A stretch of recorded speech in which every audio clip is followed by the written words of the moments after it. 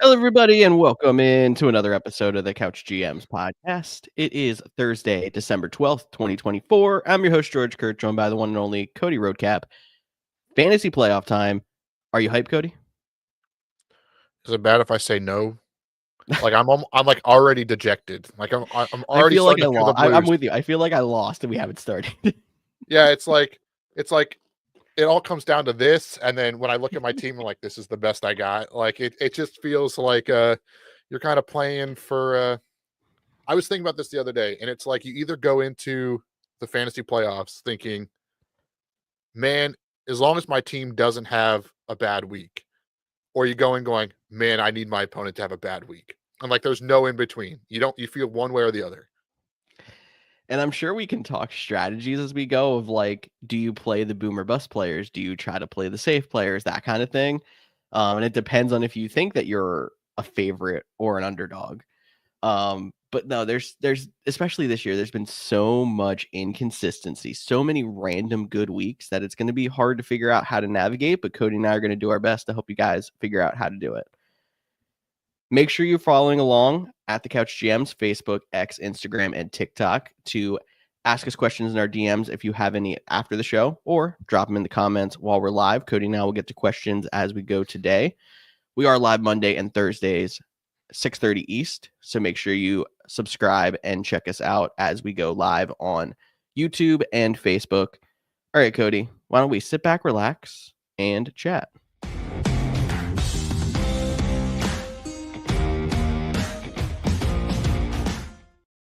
For those of you who've been around, you know we are an unofficial college football podcast, meaning we have 30 seconds of college football talk on every episode.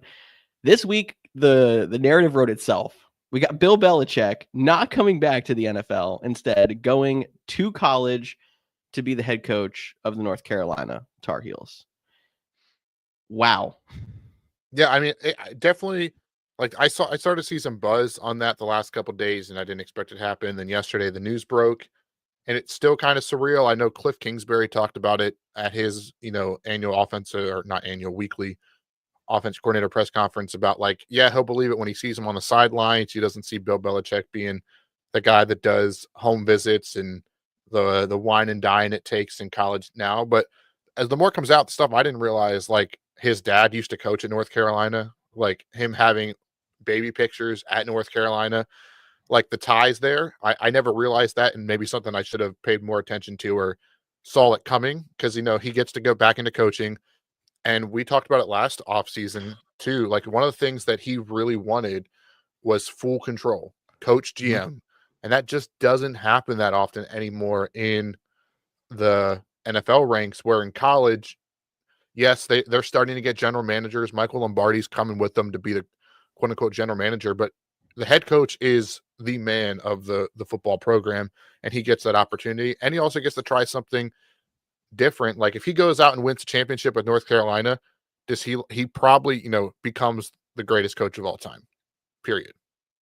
That's true, because this is his way to prove it and kind of get away from the narrative that has been coming up of the whole Brady carried Belichick thing that we kind of were dealing with over the last few years. But I was gonna say he did hire Michael Lombardi as a general manager to come in, but part of me wonders if that's kind of like we're in we're gonna have him be the wine and dine kind of guy, but Belichick's like, I want this guy, go make it happen, kind of thing. And especially with the NIL now and all the money that's going to college players and colleges essentially paying for athletes now, it's becoming more and more like the NFL, but it's still a situation where you have to, go get your recruits. You have a lot of roster turnover as someone's there for a max 4 or 5 years. It's going to be a different challenge for Belichick, but I'm interested to see how it goes. Yeah, I think it'll be a lot of fun for college football. I mean, we've already seen what an elite coach can do to a program. We saw what Dion did at Jackson State, and now has followed that up to Colorado. Like he hasn't won a championship at Colorado yet. He did at Jackson State, but he's like made that program relevant again. And Bill Belichick going to North Carolina alone, that'll get him some recruits. They'll get some Yep. primetime games. Like it'll start bringing in money that program hasn't seen for a while. I mean, but don't get us wrong. Like he's 1 year removed of having Drake May, who went top 3 in the draft. So it's not like it's a bare bone school either. So I'm really excited to see what happens. And as a Virginia Tech fan, which is not great in college football these days, although they did get the Duke Mayonnaise Mayo Bowl against Minnesota, which is always fun. Don't love him in the ACC for that reason. Well, I think that's more than our college football quota, if you're asking me. Do you want to give the people a quick update on the Couch GMs World Cup? Let's do that. I think I have a bumper for that one.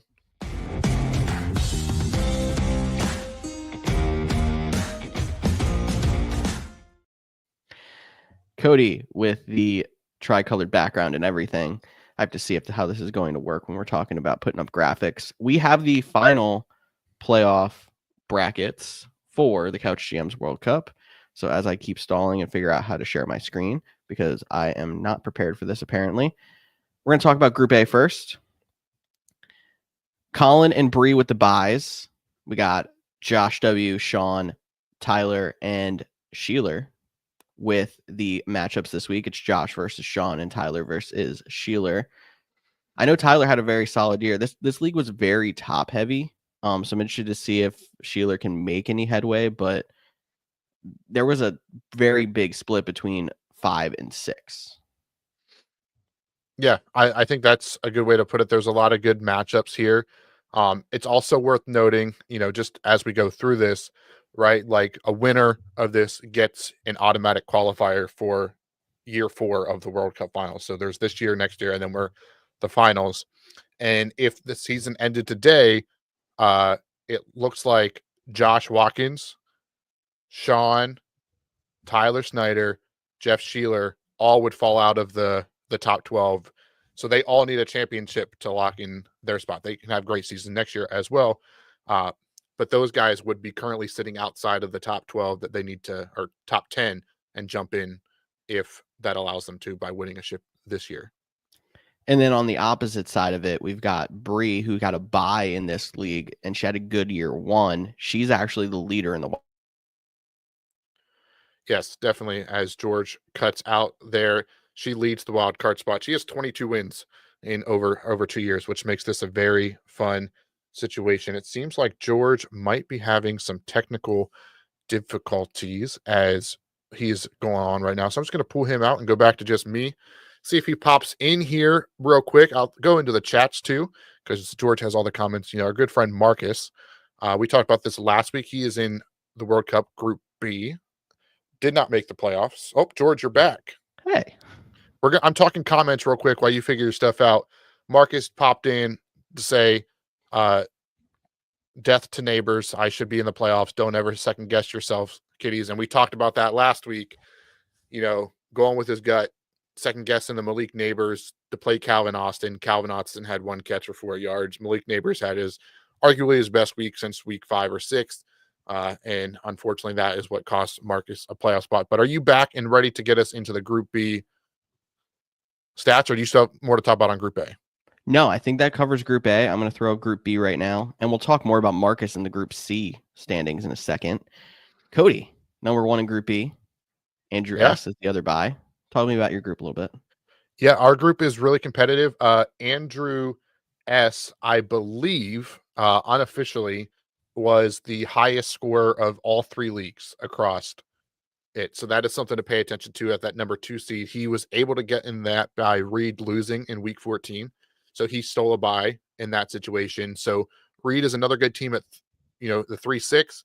And then Kempe, the only champion from last year to make the playoffs, comes back from a slow start to get into. So now that he's been there, done that, no one wants to face him in the fantasy playoffs. No, and everyone that's not in your group wants him to win a championship to open up more wild card spots. Repeat Or champions. themselves. Yeah, exactly. They selfishly want him to win again. But no one in Group B obviously wants him to if they're in the fantasy. I should know this because, I'm a co-commissioner, but there's so many leagues sometimes I forget the little rules like that and I have to revert to the rule book, aka George. Do we reseed in the World Cup? We do not reseed in the World Cup. It is straight bracket. That's what I feared. So my dream of a Kempe Cody final, so I benefit no matter what, does not look like it is going to happen. You just better hope the winner of you and Kempe wins the championship. If Kempe gets through David, that is. Yeah, I don't want to sleep on David. His team has been good all year long as well. Yes. All right. One more to flip to here. Enjoy our floating faces jumping around to Group C. Nick and Jim with the buys in Group C. Jim, a little bit of resurgence. Team was kind of hanging around that 4, 5, 6 spot most of the season. But the team that I'm looking at, Anthony was near the bottom most of last year. Anthony was near the bottom for a while this year and had I think it was 6 or 7 game winning streak that was just snapped last week, which hurts because it made him lose the bye. But he's been the hottest team in Group C for the last 2 months. Yeah, I mean, same thing. Jim, if not knowing the winners, if everything went as is and where we're at right now, will be the last wild card team. Everyone else is on the outside, so they're all fighting for stuff to happen. But George, Group A, I saw Tyler Snyder in the bracket. Yep. Group B, I saw myself with a number 1 next to it. Am I going blind? Is there a George anywhere on this bracket? There's not. It was a bad year. It was a bad year. That's all it's got to say. It's like, it's a bad year. I don't want to talk about it. And I understand. We've all been there. But exactly. It was one of those years where you ended up with I ended up with a lot of those mid-tier players that just couldn't get me to wins. Yeah. Or if the people you're playing, you might have been in the top 5 of scoring, but you didn't get the win. Exactly.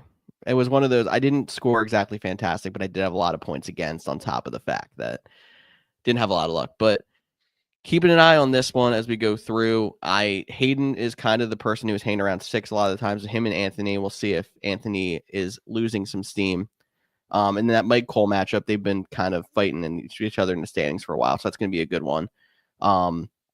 But I'm also watching to see if Nick, who had a ton of success at the beginning of the year, and I believe he was 8-1 or 8-2, finished the season with only 9 wins. So he's been cold on the opposite side, seeing if he can turn it around in the fantasy playoffs.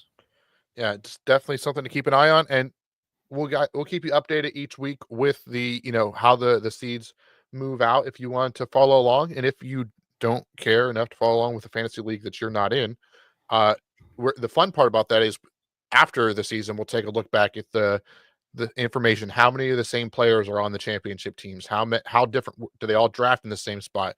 Break it down that way too, to help you get advice for next year as we move on. But George, are you ready to preview this week, whatever, 15, 14, 15? 15. All right, let's do it.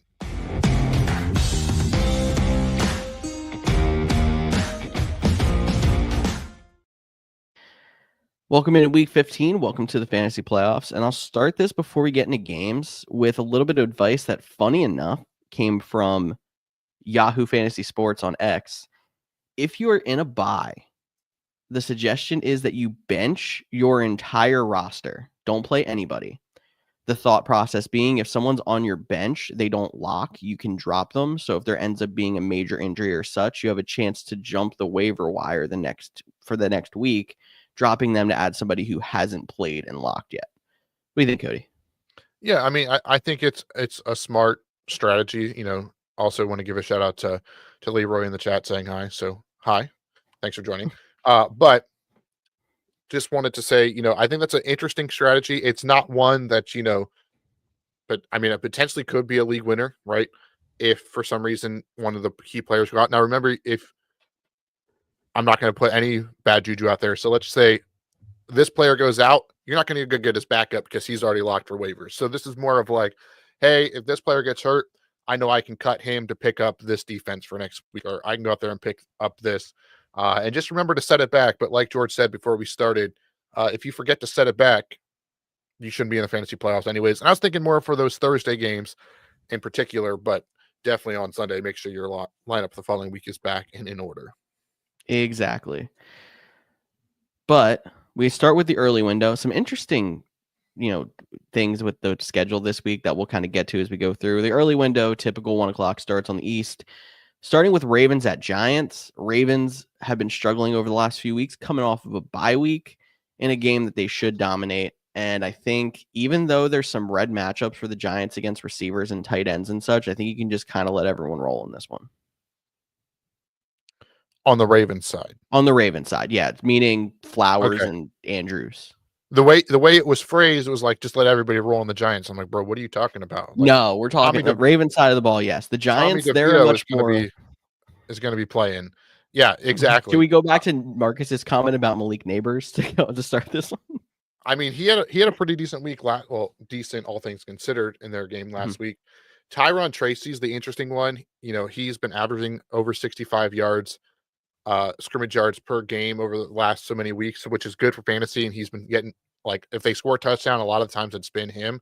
But like, because it's still a poor offense, and you know that's a flex spot could be a weakness. And I know in our league of record, that's a player that I'm debating if I'm going to roll out this week in a positive matchup, because I really like the Ravens. If you're streaming defenses, we talked about that on Monday. And I don't know. I'm just going to give a little bold prediction. I think the Ravens are going to kick 4 field goals, and Justin Tucker's going to make all 4 coming off the bye, and we're going to stop worrying about his cold streak.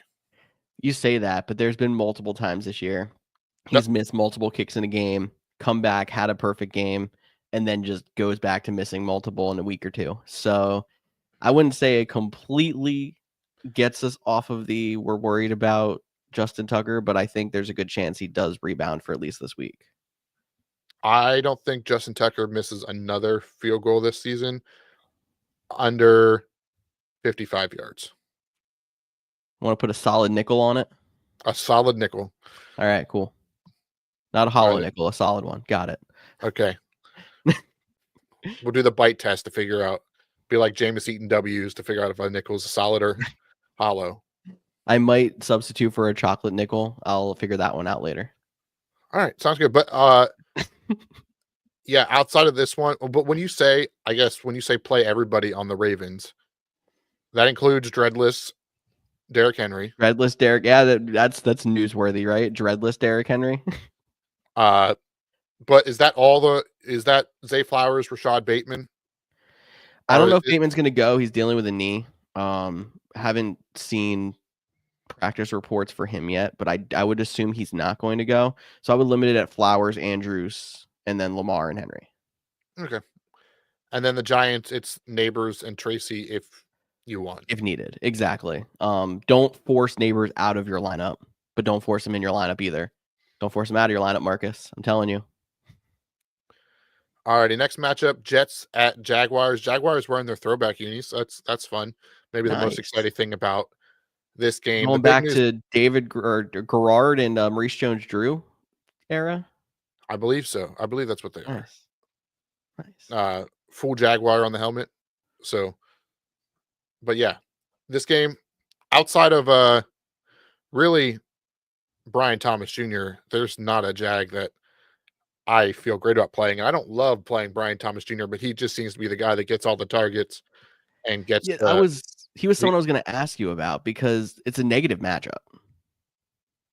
Yeah, kind of. I mean, the Jets defense aren't the Jets defense. Jets defense gives the fewest points to receivers in the league. Yeah, but did you?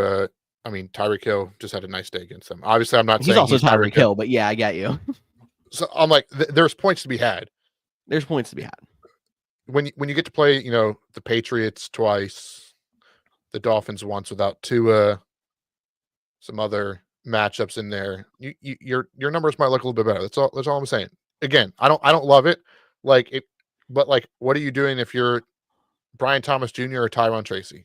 Like these guys that were on the fence. Yeah, I'd probably go Thomas in that one.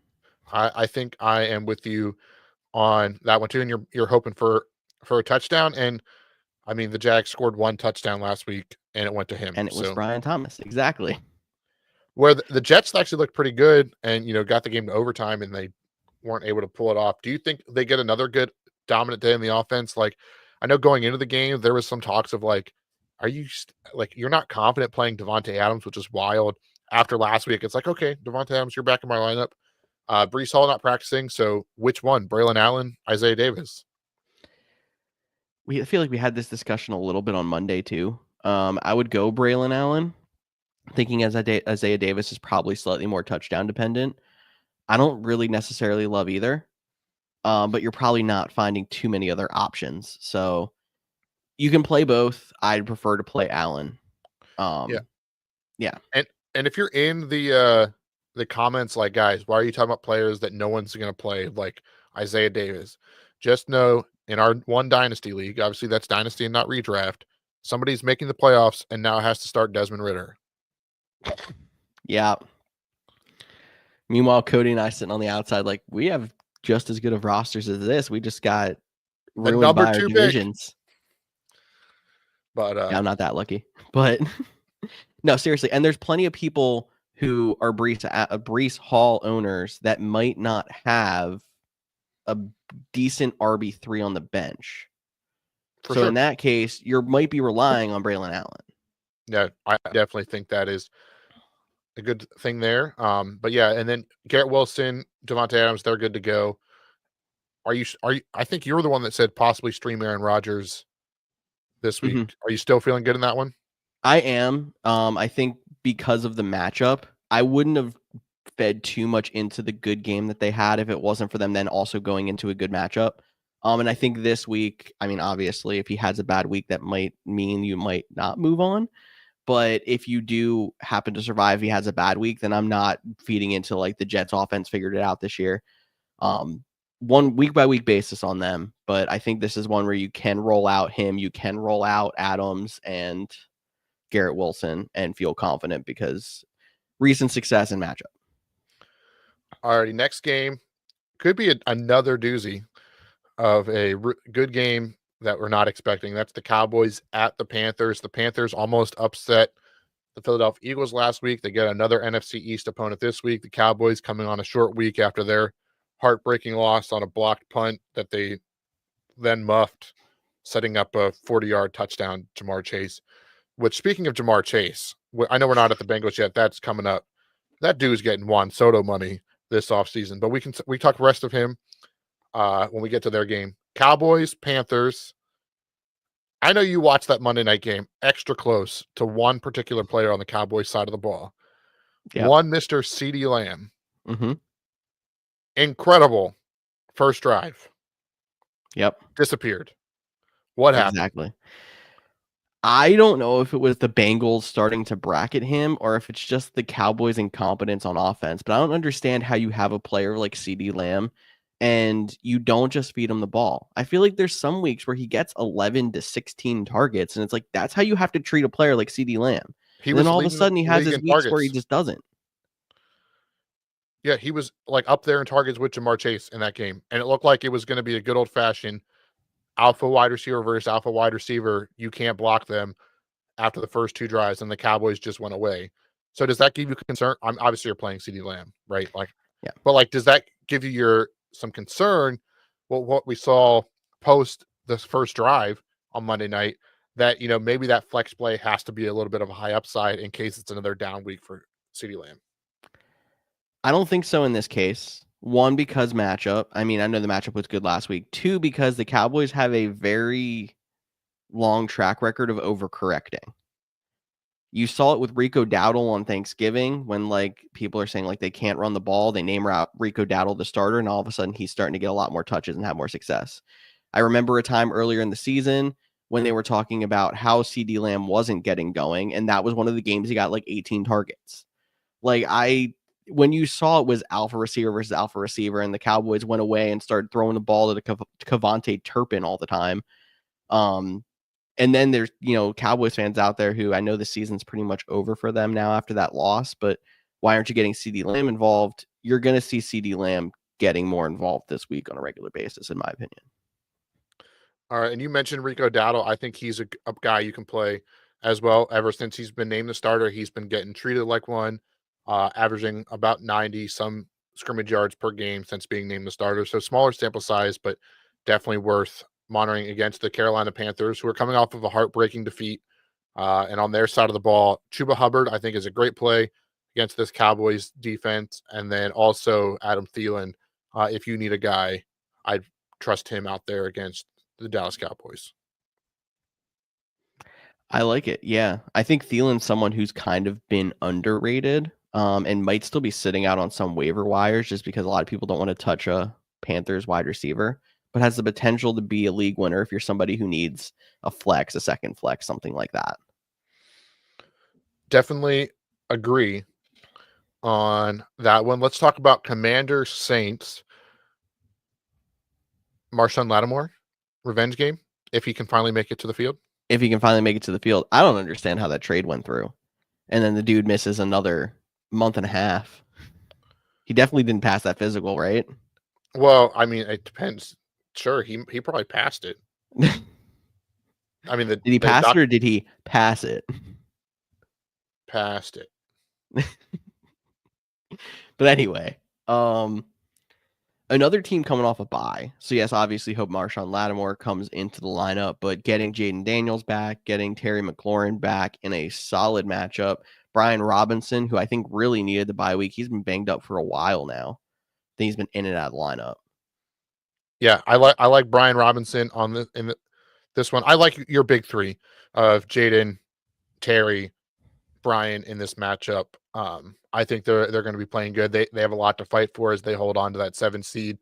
And honestly, this Saints team, we can talk about them, but I'm not playing any. Well, maybe Kamara, probably Kamara. Yeah, but just Kamara.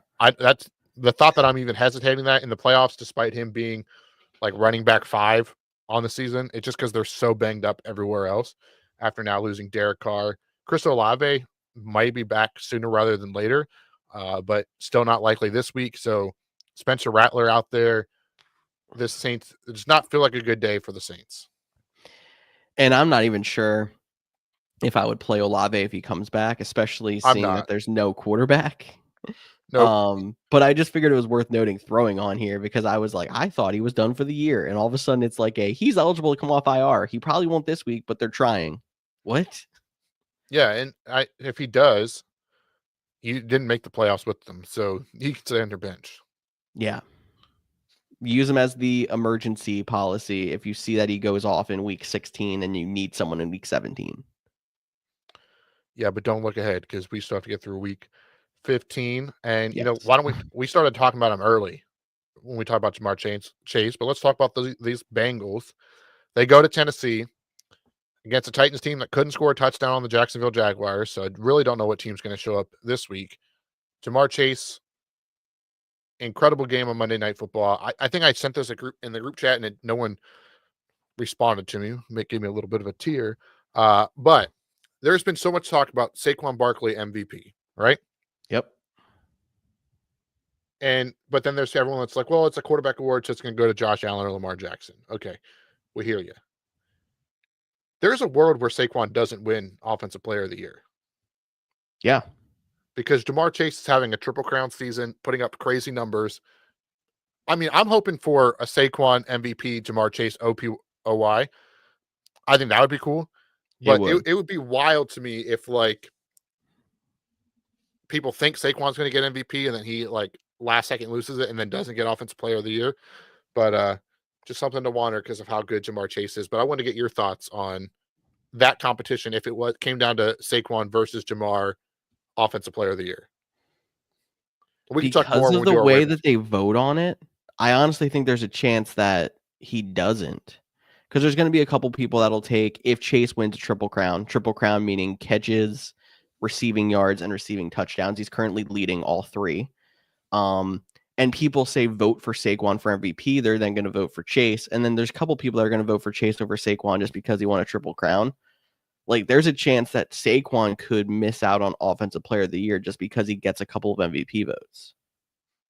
Yeah, definitely something we'll talk more about when we do our annual awards prediction. But about this game, on the Bengals side, there's no question marks. Joe Burrow, T. Higgins, Jamar Chase, Chase Brown. And you worry about T. Higgins? Not really. Like, just the inconsistency you usually see? Yeah. Like, that's great. I did think it was interesting that after the game, both Burrow and Jamar Chase, it was a Jamar Chase game, and they talked about how, like, T. Higgins isn't going anywhere, and then T. Higgins was like, yeah, I haven't ruled out coming back to Cincinnati. Like, between Burrow, not Burrow, Burrow got paid off seasons ago, but Chase, Higgins, and their defensive end, Trey Hendrickson, like, the Bengals might be about to fork out. They might have to sell their indoor practice facility to play these players. They didn't have it yet anyway. It's fine. No, but when you think about it, I don't know what's coming off the books on the defensive side for them, because the only defender they have on their roster right now that's worth anything seems to be Trey Hendrickson. So maybe there's some big contracts coming off the book, or that can come off the book, that'll help them make those work with the cap. But I didn't think it was possible. Now it sounds like maybe. Now, that's also the players, and the Bengals are one of the cheaper ownership groups. They have the smallest front office. They're just now building an indoor practice facility. So there's a lot to talk about. But you mentioned that defense is susceptible. Wow. Gives up a lot of plays. Not even going to try again to re-say that word. Susceptible. Thank you. But we just saw the Titans not be able to score on the Jags. So in a playoff game, if you need to spot start somebody, I think Tony Pollard is still okay, but would you spot start Calvin Ridley in a positive matchup? Are you still chasing NWI? I'm not chasing NWI. Okay. There's a lot of times I finally jump on the bandwagon and he shows that he's NWI, which is not shocking at all.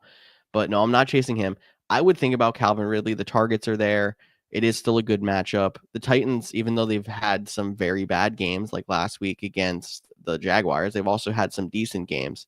And this looks like a defense that still has the ability to be exploited. So I think you're looking positively still at it. And the Titans head coach, former offensive coordinator for the Bengals. So he has a lot of revenge game. A lot of respect for the Bengals, but it could be a revenge game for him as well. I like it. Moving on, 2 more games in the early window. Chiefs at Browns. Chiefs, it's one of those teams that you don't have a lot of people you can play despite their success. Yeah, my biggest question is, it's an okay matchup, so I think Mahomes would be okay in this one. He's been a middle tier quarterback. Isaiah Pacheco, is he back enough for you to put him in your lineup? Probably. I would say if you found somebody solid in the replacement, that time frame you had to replace him from IR, I wouldn't rock the boat. I would play the other. But if you were just kind of somebody who's really struggling along without Pacheco, I think you can insert Pacheco. All right. So what about Pacheco or Tank Bigsby? Pacheco. What about Pacheco or Tyron Tracy Jr.? I'd still go Pacheco. All righty. How about, we haven't talked about the Raiders yet, but how about Pacheco or McCormick? I feel like there's so much going on in that Raiders backfield right now. So many different mouths to feed. I'd go Pacheco. All right. I mean, Madison is hurt, which definitely hurts George's soul. All right. So, but George's Madison might be back, which is what concerns me about McCormick, about Abdullah.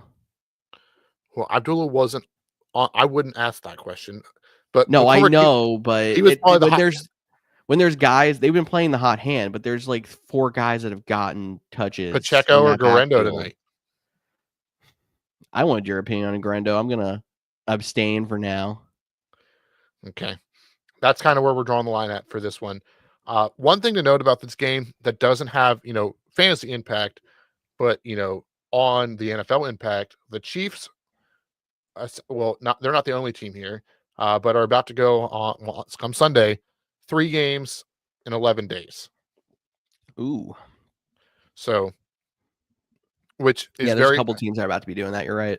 So, which it sounds harsh. I mean, a lot of times if you count the Sunday, Thursday games, that's kind of what you're at. They're in a similar spot, just Sunday, Saturday, Wednesday for Christmas. So just something to keep an eye on too, and with some bigger matchups coming down. But the Chiefs, it's going to be a close game no matter what. Jameis Winston's going to throw a pick at the end of the game, and Chiefs are going to win. Probably. Play Jerry Jeudy, though. There's a scenario. I don't think there's a scenario this week, but it's coming soon where, like, if the Chiefs win this game and the Bills lose, they might have nothing to play for 3 weeks at the end of the year. Just get healthy. Exactly. But maybe that Chiefs game on Christmas will be a little bit less exciting than they were hoping for going into it. Well, the Steelers have the same record as the the Bills. So as long as they stay 2 Bills and games up, Steelers both in tough matchups too. It's going to be interesting to see how that shakes out. I'm just saying the Steelers get to play the Chiefs in 2 weeks. So they're at Yes. least playing through that game. That'll probably be it'll I probably think go that down. is the Christmas game, if I'm not mistaken. So Yeah. So if the Chiefs win that, they probably get the number 1 seed for Christmas. unless something crazy happens beforehand. So yes, we'll see. Like they lose to the Browns.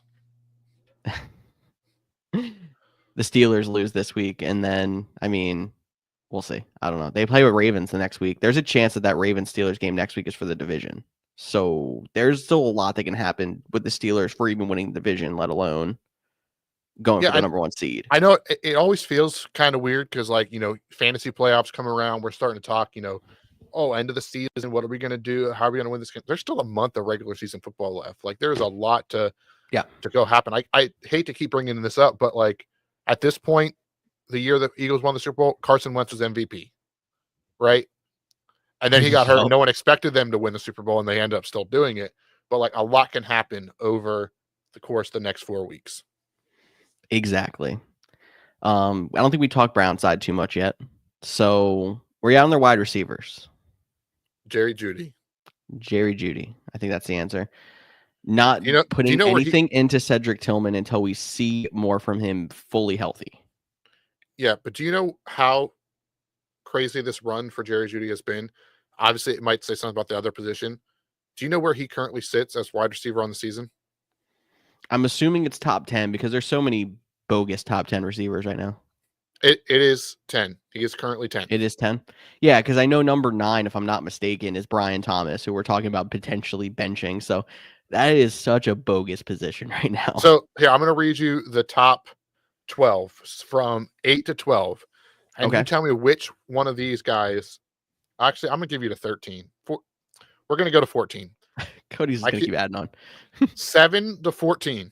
You tell me which one is you have the most confidence in playoff week 1. Okay. Drake London is at 7. This is half point PPR scoring. Okay. Garrett Wilson is at 8. Brian Thomas is at 9. Jerry Jeudy is at 10. Cortland Sutton is at 11. Jaden Reed, Mr. Goose Egg irritates everybody last week, is sitting at 12. Darnell Mooney is 13. So we got 2 Falcons wide receivers inside the top 13. Cool. Zay Flowers at 14, which we all know and love. And then your guy, Tyreek Hill, would be. Or Tyreek Hill is also tied at 14 with 144 points on the season, half point PPR. I think I'm most confident in Jerry Jeudy, believe it or not. I would say Cortland Sutton, but I understand why you're saying the Jerry Jeudy and Cortland Sutton are both just as hot. And then after that, it's you're probably playing most of those guys. Confident isn't the way I would put it. I would play Jaden Reed. I know we haven't gotten to that game yet because I don't think there's going to be another goose egg, but you're not confident. Same with Zay Flowers. Zay Flowers has plenty of 6-point weeks, but the matchup, even though it's considered a red matchup, I think they're gonna, exploit the Giants' pass defense. But there's just so many question marks in that group, and it's amazing that you're naming 7 through 14 near the end of the season. It's not even like this is week 4 and there's a couple bogus big weeks. Yeah, this isn't week 3 or week 4. And I was like, yeah, if Brandon Aubrey right now is tight end 1, wide receiver 1, quarterback 2. He's probably still near tight end 1, if we're being honest. Well, that's a conversation for a different day. Both positions should be out of fantasy, but not just kidding. Tight ends doubling down now. He's taking tight ends and kickers out, not just kickers anymore. Tight ends can stay, just make it a flex. Okay, so you're basically taking tight ends out. Exactly. Yeah, why not? But outside of that, I don't love Nick Chubb. Same. I don't love Nick Chubb in this one. Njoku, sure, it's tight end if you need one. Mm-hmm. And then on the Chiefs side, outside of Kelsey and Mahomes, don't love anybody.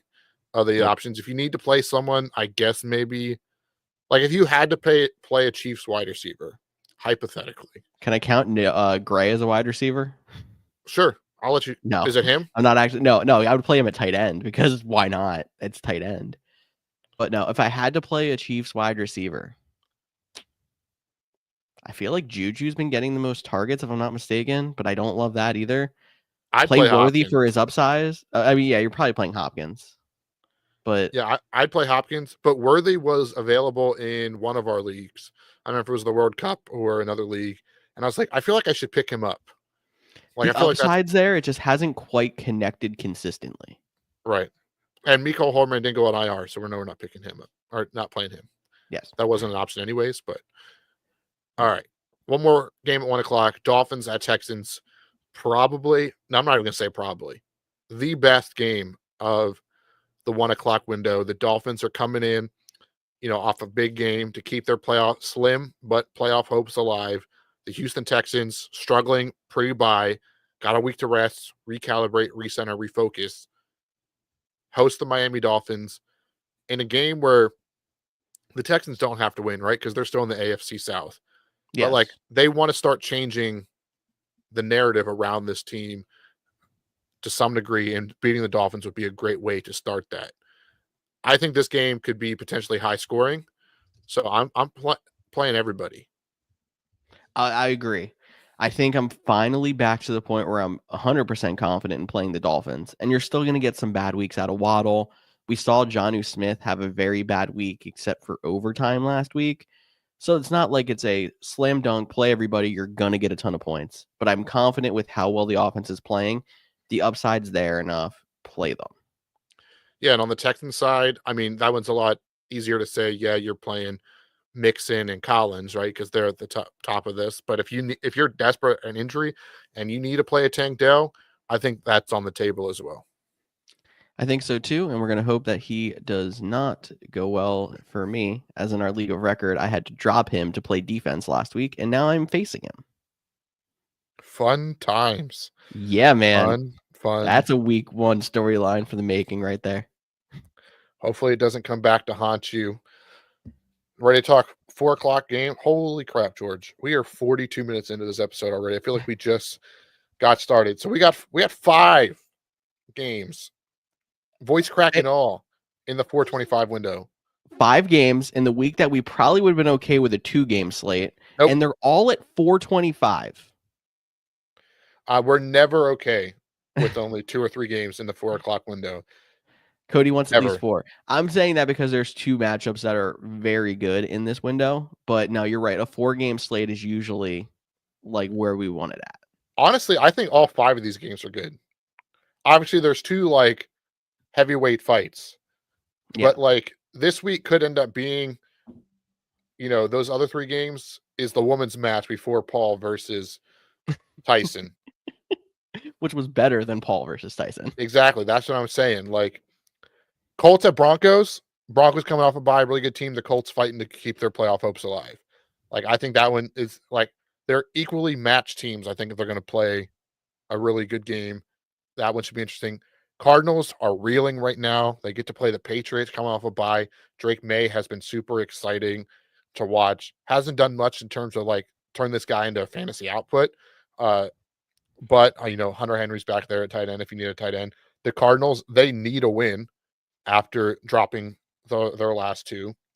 Buccaneers at Chargers. The Chargers are dealing with a banged up Justin Herbert again. The Buccaneers currently in the lead of the NFC South, but the Falcons are right on their heels, and this is a very good matchup. So before we get into those 2 big ones, I kind of just rattled off the next 3. Which one are you looking forward to the most? And is there any big fantasy implications or questions you have about these 3? Ooh, okay. One I'm looking forward to the most, probably Colts Broncos, because there's also a direct connection for the wild card spot in that game. If one of the teams that are in the wild card right now in the AFC are the Ravens, the Chargers, who again we talked about in these games, and the Broncos. And then the Colts are, I believe, 2 games out. So the Colts have a major chance to directly gain room in the wild card in that game. And then the Colts, in a fantasy perspective, are just one of those teams that's infuriating because you have 3 wide receivers who have all had decent seasons. They were not as consistent with Anthony Richardson coming off the bye. Are they going to do well for your fantasy team? Would you play any of them? Obviously, I'm talking about Josh Downs, Michael Pittman, and Alec Pierce. Probably Michael Pittman. Even though Downs has been the most consistent of the 3. Yeah, I think those would be especially coming off a bye. I always think that tends to favor like finding a way to get your best players the ball in their hand, and I still think Michael Pittman is still quote unquote the number one there. So I like him this week. Although, to your point, Josh Down plays a lot more in the slot, and I don't know how much Pat Surtain will go into the slot and leave Michael Pittman. So Josh Downs could be the sneaky actual play in this one. I know I kind of just went back on my answer, but as I thought about it more sitting here, I think Okay. I'm liking Josh Downs. All right. I like that. And the Broncos, even though they were top passing defense in the league as of, I think it was 3 or 4 weeks ago, they've had a couple of rough games to knock them down to actually being a neutral matchup against receivers in fantasy, which I was shocked to see. So it hasn't been a good stretch for the Broncos secondary. 2 60-yard touchdowns will do that to you. So not That's everyone's very Jerry true as Jeudy. well. Not In a everyone's revenge. Jerry Jeudy. Who knew our savior would be Jerry Jeudy on the Browns of all teams? But For sure. Broncos, I have a question about one Bronco, because it's somebody who's probably rostered in a lot of places, but not started in a lot of places. Running backs, if you're somebody who has issues with injuries, would one of the people in consideration to you be Javonte Williams? I don't love it. I feel like McLaughlin's kind of overtaking that role a little bit. It's kind of Anyway, weekly as well, though. Like right? one That's week what it I was seems gonna say. like McLaughlin, the next week it seems like Heck, Javonte. Estime got a week, right? Like, That's fair. so like I'm trying not to play the Broncos. Like I'd play Tyron Tracy over him. I'd play Pacheco over him. I'd play like The yeah. Jets I don't know. backups. That's the one I was like stumbling on. Like I don't know. I'd probably play Braylon Allen over Javonte at this point. Yeah, that's where I really see it. And then you're also looking at the two Steelers backs, since there's the split. I would I'd play probably Najee. play Najee, but I don't know about Warren. Yeah, I'd play Najee. Yeah, there's just ones that came to the top of my head. Anything you want to talk about in the other two matchups you rattled off? Yeah, let's concern level with Marvin Harrison Jr. It's just touchdown dependency, which stinks because, I mean, the Cardinals have a rushing quarterback and one of the better running backs in the league, at least down in the red zone. So you're not going to consistently get those touchdowns. And you actually mentioned Trey McBride, who is a target monster in the red zone as well. But it's a direct correlation between scoring 10 or more points and if Marvin Harrison scores a touchdown. So I think you have to play him because with the way the wide receiver position has been, he kind of fits right into a lot of those guys, and he still has the same ceiling boom potential as a lot of the guys we've been talking about. Yeah, definitely agree. One quick, fun thing if you care anything about streaks or patterns, since week 8, I'm going to give you Marvin Harris's number. He had 20. This is half point PPR scoring, and I'm not doing the decimals. 2, 13, 6, 14, 6. What does that mean? We're on the double-digit week. Here we go. Big week coming. For sure. Do you think it's an overcorrecting thing? They see he doesn't do well. They think they try to feed him the ball the next week, and then they forget about it. Like, I mean, that's probably way too simple way to put it. But it's a funny. It's more like a coincidence. He just seems to catch a touchdown every other week because like the targets are pretty much the same. Anywhere from 2 to 6, but it's does he get in the end zone to get him into those double digits matchup for this one. You want to hit a fan question here? Of course. I love answering fan questions. All right. I also love this dude's name. Yeah, Blurpy is fantastic. Good job to you. Thank you for commenting. We got start one between DeAndre Swift, Sincere McCormick, or Zach Charbonnet. He was going to go with Charbs if Ken Walker is out. Yeah, I think Charbonnet is the one to go with if Ken Walker is out, which then leads me to believe that I'd have to play Swift if Charbonnet is not out, or if Ken Walker is not out. Because if Ken Walker's not out, if Ken Walker's not out, I'd go Swift. But I actually like it better if you get lucky in a sense of saying, no, Ken Walker, you get to play Charbonnet. Yeah, I would save Charbonnet for if Ken Walker plays. And I think we're in agreement on that one. So really the question is, Ken Walker does play. Mhm. Do you like the split backfield with Charbonnet in there or DeAndre Swift? I would go Swift. And the nice thing about timing for matchups, you can still play Swift even if Ken Walker ends up being a game time decision, with Swift playing Monday, Ken Walker playing Sunday night. Right. I just didn't know if there was any world where you'd rather have both Seahawks running backs over DeAndre Swift. No, I would only like it if it was just Sharps. Cool. Yeah, I'm in the same boat with you. So I would hold out hope to see what's going to happen that Sunday game, and because you have Swift playing on Monday night, you have the flexibility to do that. And I'm sincerely sorry to not pick Sincere. Yeah, exactly. Really quick hits, Buccaneers, Chargers. I think we had to mention Ladd McConkey still on the injury report. Don't know if he's going to go or not. If he goes, you good? Yeah, if he goes, you're good. If Does that not, affect anything on playing Johnston or Palmer? No. I mean, I think both of them are playable if McConkey doesn't go. I talked about this on the waiver wire show. Johnson had the touchdowns. Palmer had the the yards and receptions. So, but if McConkey's back out there, I'm playing him. He's top Just 50 trying to wide. distract Cody with the comment on the board. I saw the comment. You're welcome. I was actually getting distracted because I was looking on the rundown. Who do the Raiders play? You didn't put that game. Nice. You keep talking. I'll figure it out. So, no, let's swap it. You talk. It's the Battle of the Keystone State. You're wearing the Eagles shirt. You talk about why AJ Brown and Jalen Hurts are ready to tear each other apart and fight in the locker room, fist ablazing. So AJ Brown, if you missed this, I'm sure you didn't. Mentioned what could be when he's asked what could be fixed after the game last week. Said passing. Didn't say anything specifically about Jalen Hurts. He just said the passing game.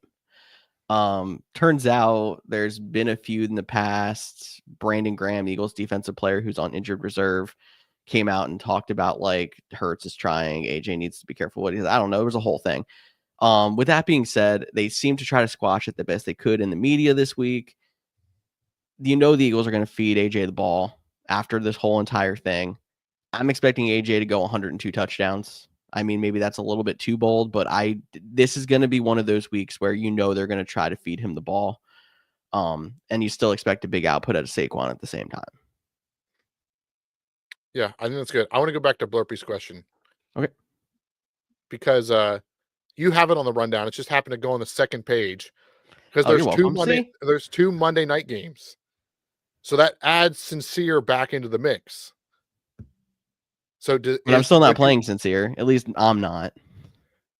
Okay. There's a part of me that wants to say Sincere after what he's done the last couple of weeks, but the reason I'm not going to is not because of the running back backfield.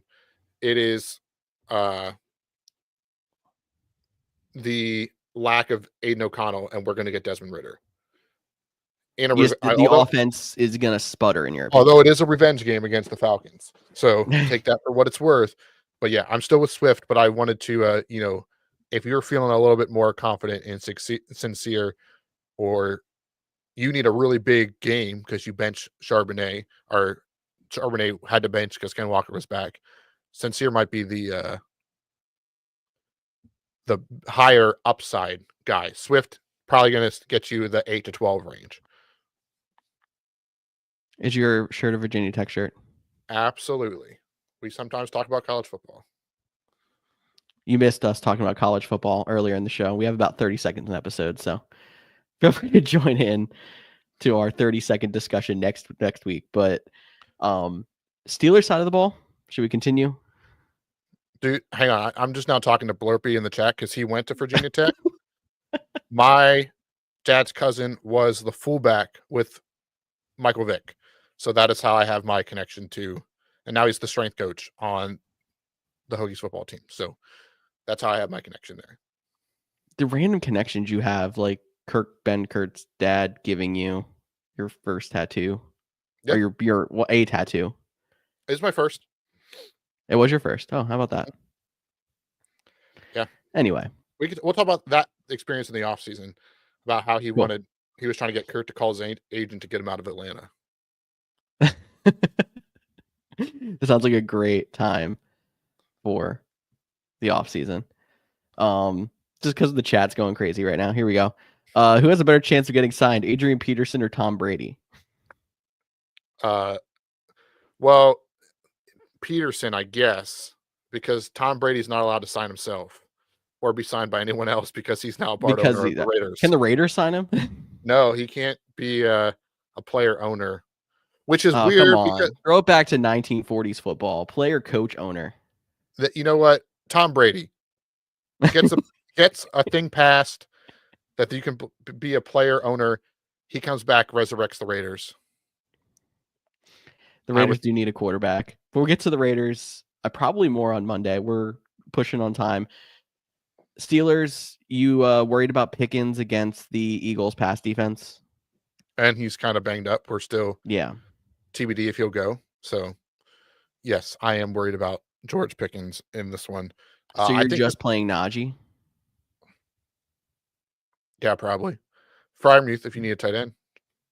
Yeah, that's how that goes. Tight end. I think this can be a low-scoring game.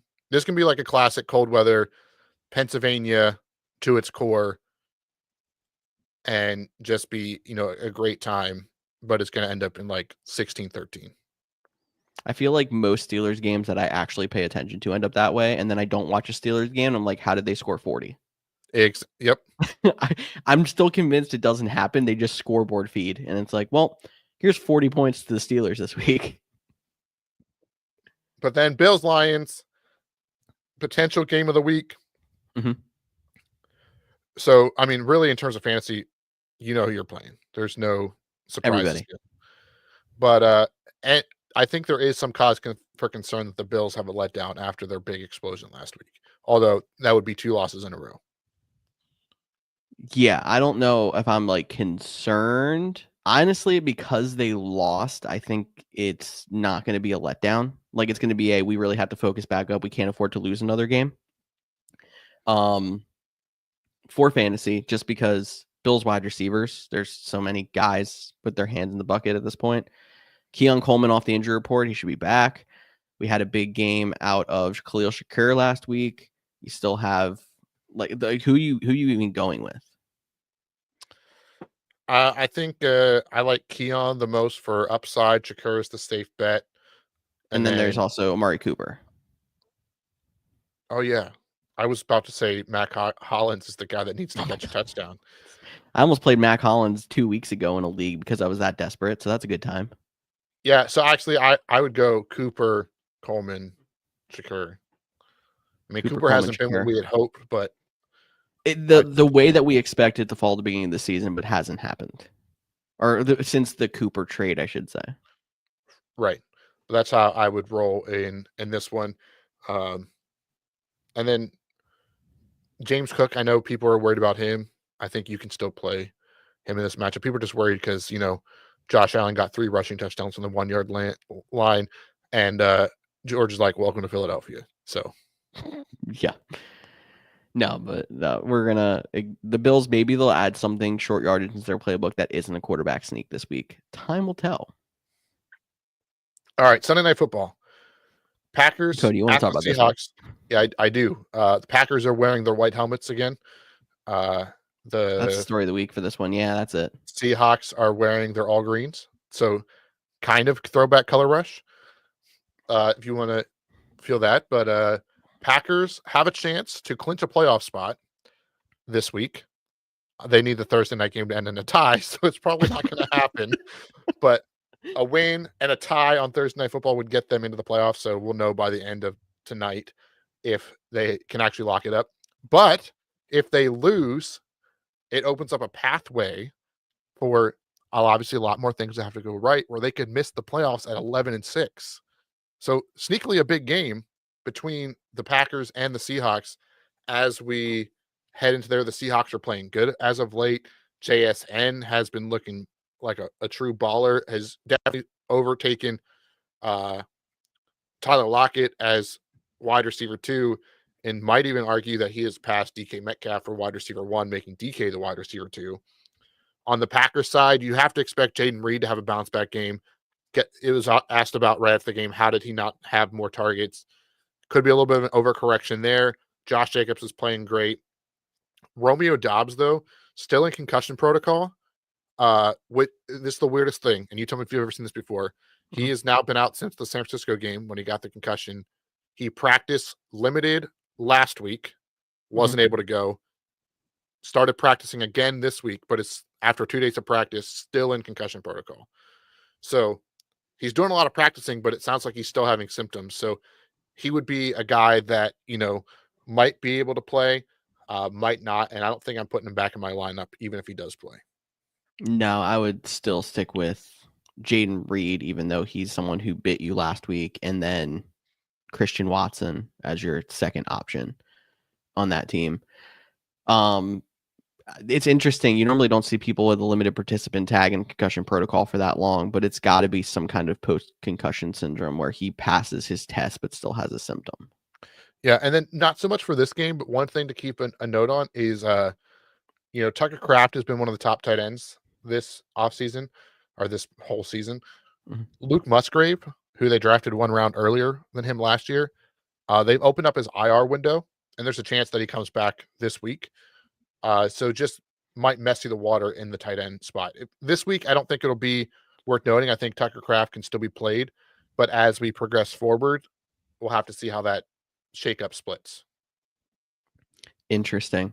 It's not something you want to hear when you have a decently consistent tight end heading into the fantasy playoffs, but we'll keep an eye on it. You might get one more week of just Tucker Kraft there to see how you can get through. For sure. We're going to talk about it on Monday, but just so you know, the Monday night games are the Bears at Vikings, Falcons at Raiders. Yes, there's 2 games again. We don't know why the NFL is doing that. If you have any specific questions for those, you can drop them in the chat now or hit us up on the social media networks at the Couch GMs. But George, we got a preview Thursday night game. We're already over an hour. So you ready to jump into that? Let's do it. Do I have a bumper for that? Yes, I do.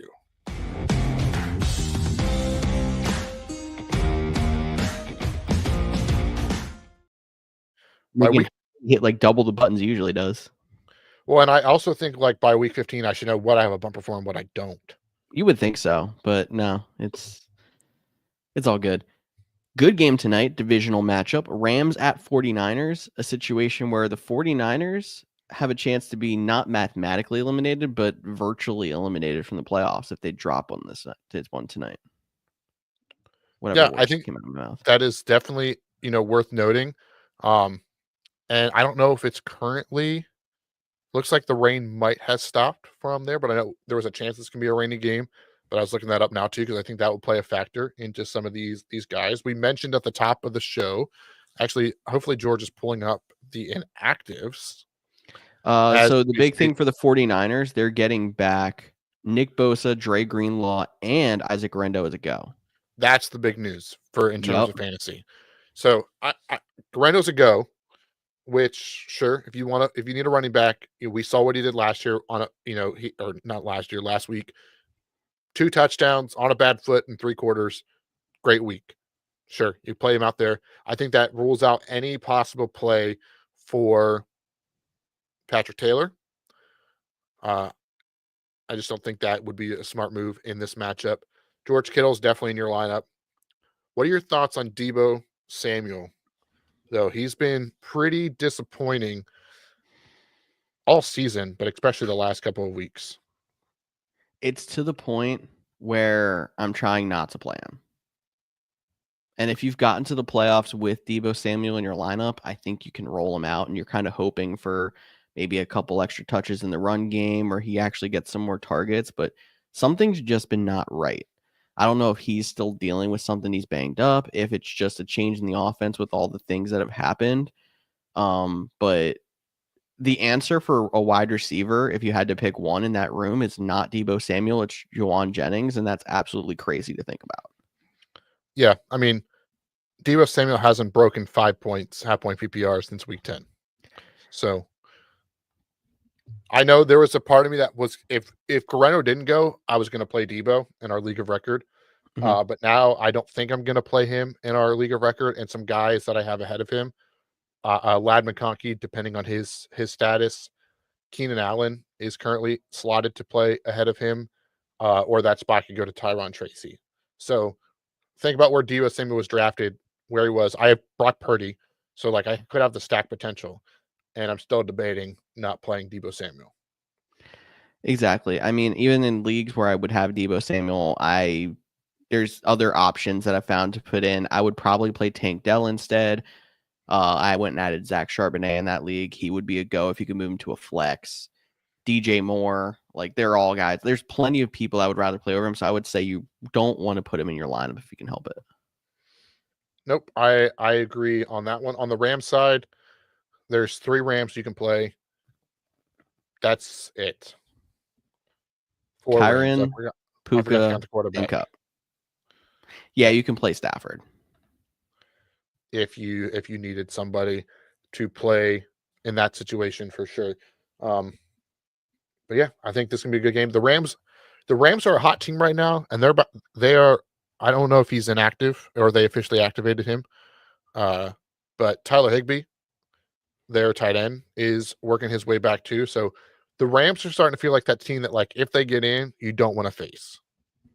exactly. And there's one spot that is kind of up in the air right now, but it would need Washington to really struggle for them to get to the wild card spot. They're really fighting for the division with Seattle, as are pretty much the entire division right now. Right, but they have 4 winnable games, so like they could easily go 4-0 and make it really complicated. Putting a lot of pressure on them at that point. Exactly. All righty. Any other games? Anything you want to talk about before we jump out of here? Thing you need, like, what is the biggest thing you need? I'm going to end on that question. Biggest thing you need that sounds like a stretch to win a playoff matchup? To figure out who to play in a flex spot. So you know what? I'm going to play a game with you to get out of here. I love this. You know, we'll play 2 flex spots. Okay, play 2 guys. DJ Moore against Minnesota. It's a positive matchup. Brian Thomas against the Jets. That's a red matchup. Isaac Guerrero tonight, seeing as though he looks decent in warm-ups, but obviously we don't know what's going to happen with him. Keon Coleman against Detroit. Quentin Johnston against Tampa Bay. So that's DJ Moore, Brian Thomas, Isaac Guerrero, Keon Coleman, Quentin Johnston. I think you have 3 tiers. And not saying I'm going to group them in 3 ways. Tiers was the wrong word. I'm not tiering these players out. Guerrero, it's how much do you trust his foot? Because if you trust his foot, that's the play. You don't trust his foot, it's not the play. Then you got DJ Moore and Brian Thomas in another grouping of like the guys that should be reliable. And those would probably be the guys that I'm leaning between. Probably leaning towards I go back and forth on that one between DJ Moore and Brian Thomas. I think that's the tough one there. And then you have your other 2, which is Keon Coleman and Quentin Johnston. Young guys that I don't really want to play. So if I could avoid it, I would pick between those 3. And honestly, I'd probably just roll out Guerrero. That's the predicament that I and probably a lot of people are in this last 20 to 30 minutes before the game locks on Thursday. I hate Thursday night football in the playoffs. Exactly, especially when there's injuries to look at and we don't know what's going to happen on the short week. But wishing everybody the best in their fantasy playoffs. If you have any questions when we're off the air here, make sure you drop them in our DMs, and together we're going to get you to a fantasy championship. Hopefully, because you all had the opportunity to ask us a bunch of questions. I'm about to hop off here and just ask George more questions, and we're going to talk for another half hour about how to do your championship game. So hit us up in the DMs, and we'll talk to you as well. I am Cody Roadcap. That is George Kurth. We are live, Couch GMs Podcast, Mondays and Thursdays from 6:30. Wow. I don't even know what time. 6:30 to 7:30-ish We're here talking fantasy, getting ready for fantasy playoffs, fantasy championships, all that good stuff. We'll be back on Monday, and we'll talk to you then.